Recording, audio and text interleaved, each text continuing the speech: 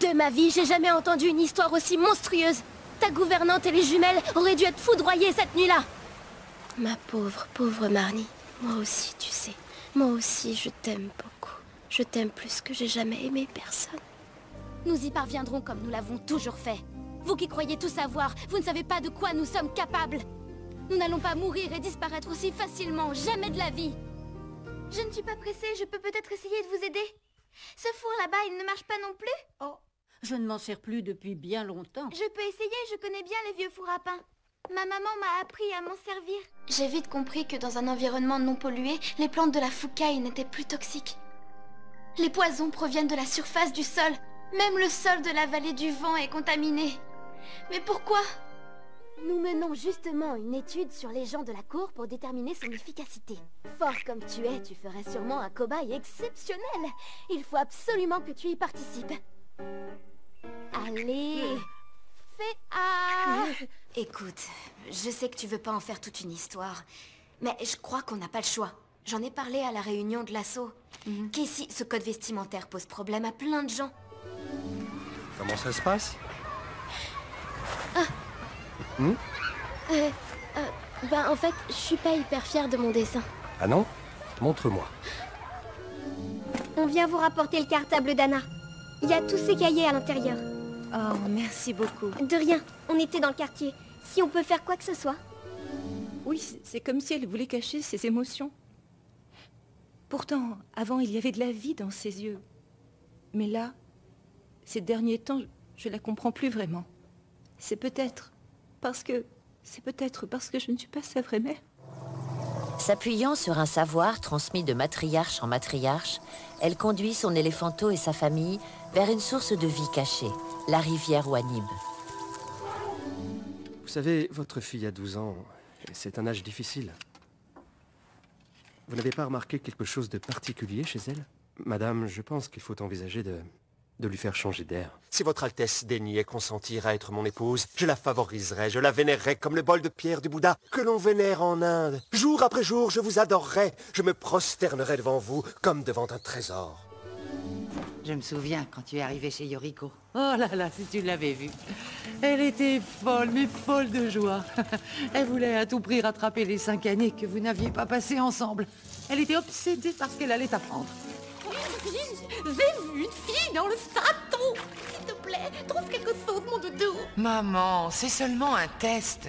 S'il est concluant, David et moi pourrons utiliser la matrice pour réorganiser toute la planète à notre convenance. Fox, fais plaisir à ta mère. Bon, eh bien... Vous savez, professeur, quand vous et Jane n'êtes pas rentrés en Angleterre à la date prévue, nous avons tout de suite pensé que quelque chose de terrible vous était arrivé et vous retenait ici.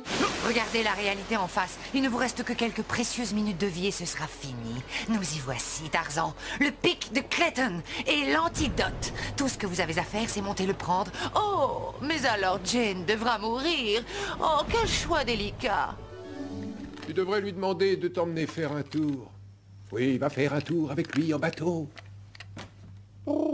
Mais il vaut mieux pour toi ne jamais t'approcher du manoir du Marais. Parce qu'il est hanté. Tu remets ça? Je vais chercher du vin, moi. Vous aussi, vous êtes la princesse d'un royaume, mais y a rien en vous qui ressemble à notre princesse. Plus de vent? C'est vrai, y en a plus un brin, c'est étrange. Gardons notre calme et notre sang-froid. N'oublions pas que le peuple a besoin de nous. Qu'on mette en quarantaine les zones concernées pour éviter que l'épidémie se propage. Qu'on rassemble tous les guérisseurs et qu'on les envoie prendre soin des malades. Et qu'on approvisionne amplement les paysans qui souffrent de la famine.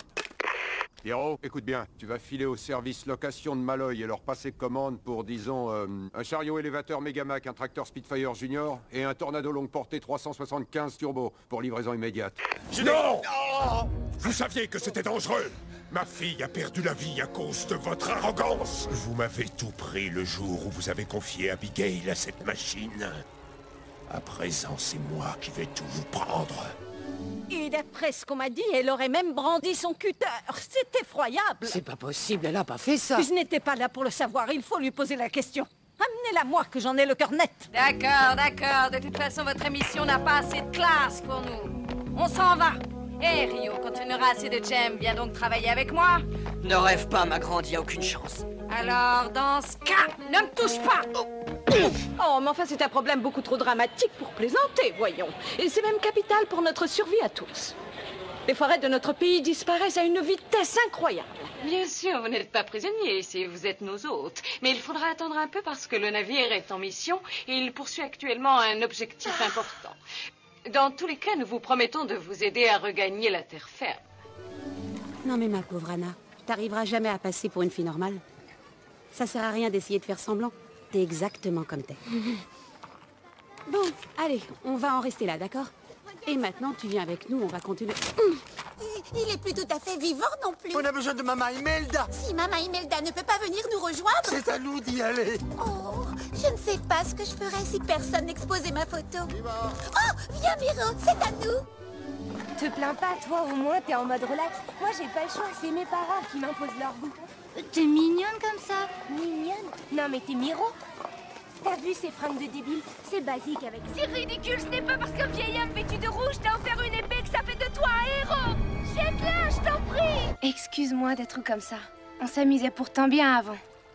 Pas vrai? C'est drôle. Quand je te regarde, je vois une fille qu'on a utilisée pour ses dons et à qui on a menti pendant toute sa vie. Et s'il y a une personne qui devrait savoir ce que c'est de ne pas être respectée pour ce qu'elle est et d'être invisible pour ceux qui ne voient que ce qui brille, c'est bien toi. Regarde comme je suis libre. Libre comme l'air. Et lorsque papa et maman rentrent au manoir, tout devient magique. Ils font des soirées. Et maintenant? Et maintenant? Oh! Mais qu'est-ce que je vais faire? Elle m'a rejetée. Je ne peux pas retourner à Arendelle par ce temps et il y a votre travail. Inquiétez-vous pour vos cheveux? Pardon? Je viens de tomber d'une falaise, regardez les vôtres. J'en déduis que tu as décidé de ne pas affronter le monstre. Je crois que je suis pas à la hauteur pour une telle épreuve. Oh, quel soulagement! Si jamais tu avais pris la décision d'aller l'affronter, je ne sais pas ce que j'aurais fait. Le président a éventuellement une chance de me conquérir, même si elle est infime. S'il se met à genoux devant moi, me supplie et m'offre son corps, son âme et tout ce qu'il possède au monde, alors peut-être que j'accepterais de le considérer digne de ma noble personne. T'es sacrément doué. J'aurais dû me douter. Après tout, t'as fait tout un voyage pour t'entraîner. Je suis pas à ton niveau. Mais bon, je suis contente que tu sois une fille.